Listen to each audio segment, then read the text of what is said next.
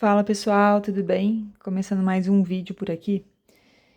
E hoje eu queria explicar como entender o conceito de que tudo é uma porcaria me ajudou a viver bem melhor comigo mesma, com as minhas expectativas, com os meus sonhos. E não é bem tudo é uma porcaria, mas quase tudo é uma porcaria. Aquelas coisas que a gente valoriza, que a gente almeja muito, alcança, se mata, se endivida para conquistar. No fim, é tudo uma porcaria. Poucas coisas importam. E essas coisas que importam custam bem menos. E entender isso me tirou uma carga, uma pressão de buscar, tentar buscar e ter coisas grandiosas, porque depois que você tem, elas vão perdendo o valor com o tempo até não terem valor nenhum e começar a se tornar um fardo. E aí eu vou dar um exemplo clássico, eu sempre que trago aqui. Carro.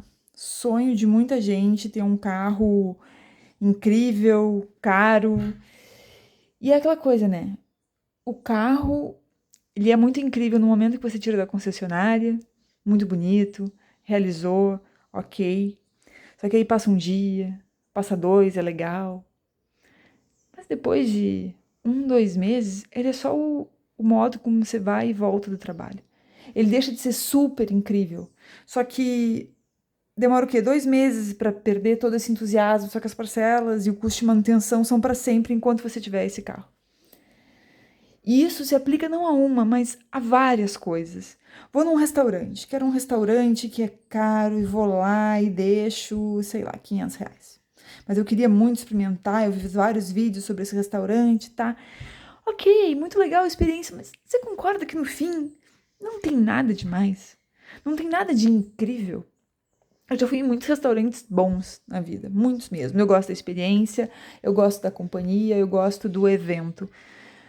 Sinceramente, estar em casa reunida com as pessoas que eu mais gosto e sentar numa mesa e confraternizar pra mim me traz o mesmo nível de alegria do que ir lá e gastar R$ 500 ou mais num restaurante incrível, conceituado, luxuoso.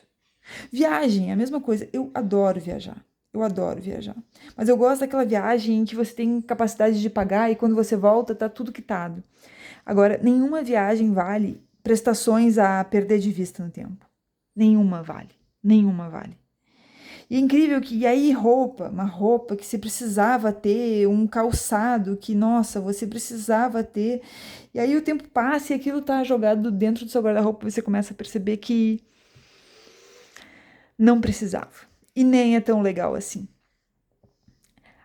As coisas têm muito valor quando a gente não tem elas. Quando a gente começa a ter, elas vão perdendo o valor. Vão perdendo o valor com o tempo e na nossa percepção. Então, e isso me ajudou muito a realmente pensar uma, duas, 10, 20 vezes antes de comprar alguma coisa e antes de me comprometer com uma dívida por uma coisa que eu sei que a médio e longo prazo, às vezes até curto prazo, eu já nem vou dar bola, nem vai me trazer aquela alegria, porque aquela alegria, ela é instantânea, ela é naquele momento. E com o passar do tempo, ela não significa mais muita coisa. Não significa mais muita coisa. Mas as parcelas continuam. E o custo de manter isso, seja um carro, uma casa que era muito maior do que você precisava, ele permanece. Então, quando a gente compra coisas que a gente não precisa, a gente já começa a ter gastos que poderiam ser evitados. Então, eu comecei a refletir sobre as coisas que eu tenho e que realmente valeram a pena e que realmente eu me senti feliz em ter. E que passou 10 anos, 15 anos e eu olho, nossa, realmente valeu a pena. Ou seja, um carro, uma experiência ou uma coisa que eu comprei. E são pouquíssimas essas coisas. Pouquíssimas essas coisas. Porque a partir do momento que a gente tem elas, elas começam a perder valor. Isso se aplica para pessoas também. Quem nunca aí viu uma pessoa incrível, nossa, a pessoa da minha vida é aquela pessoa, e aquilo não se concretiza e passam uns anos, você vê essa pessoa e você olha, meu Deus, onde é que eu tava com a cabeça para achar isso aqui interessante? Já aconteceu com vocês? Eu acho que a gente põe muita expectativa em coisas, em pessoas, que elas vão trazer uma alegria e preencher um espaço, e na verdade nada nem ninguém tem esse poder, né?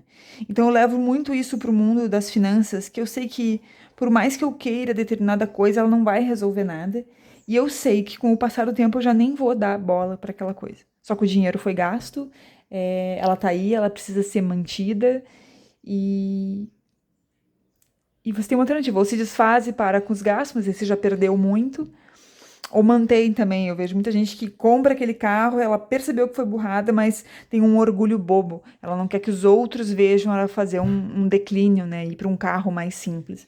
Então a questão também de como os outros nos enxergam nos influencia muito.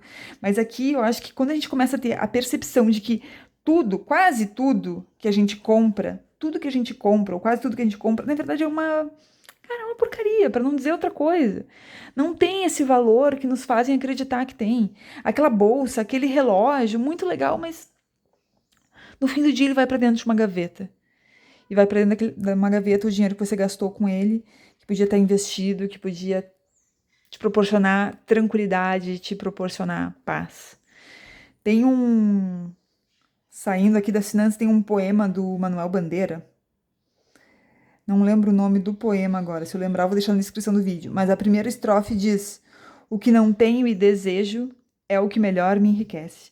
Então, o que ele não tem, mas ele gostaria, o desejo, é o que mais enriquece ele. Por quê? Porque ele almeja aquilo, ele quer conquistar aquilo, ele vai em busca daquilo. Aquele desejo enche ele todos os dias, que é o que mais enriquece. A partir do momento que você tem, já não é tão enriquecedor assim. Isso aqui foi libertador para mim.